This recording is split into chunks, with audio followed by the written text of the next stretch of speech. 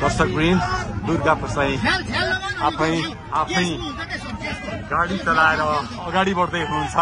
निकै नै अप्रिय अवस्था देख्न सक्छौं हामी। यहाँ प्रहरीले अश्रु ग्यास चलाएको छ।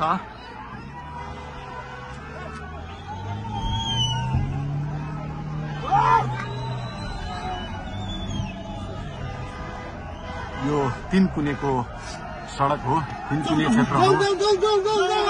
उहाँ आफै आफै गाडी चलाउँदै अगाडि बढिराख्नु भएको छ। हामी दुर्गा प्रसादसँगै अगाडि बढिरहेका छौं। यहाँ निकै ठूलो मात्रामा युवाहरूको उपस्थिति देख्न सकिन्छ।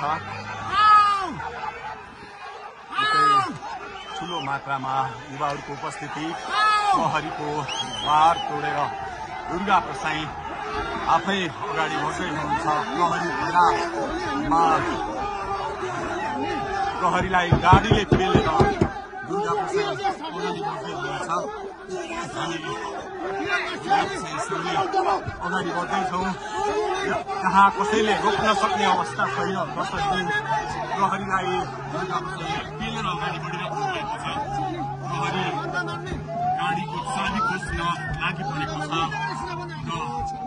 दुर्गा प्रसाईले प्रहरीको एक लेयर तोडिसक्नु भएको छ र अब अगाडि सशस्त्र प्रहरीको टोली रहेको छ।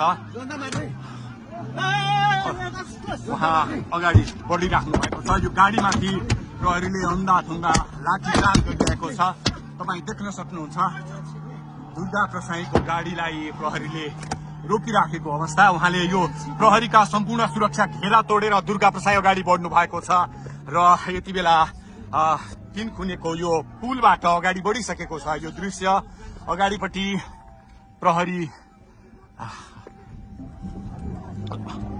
प्रहरीका यी घेरा तोडेर दुर्गा प्रसाई अगाडि बढिराख्नु भएको छ।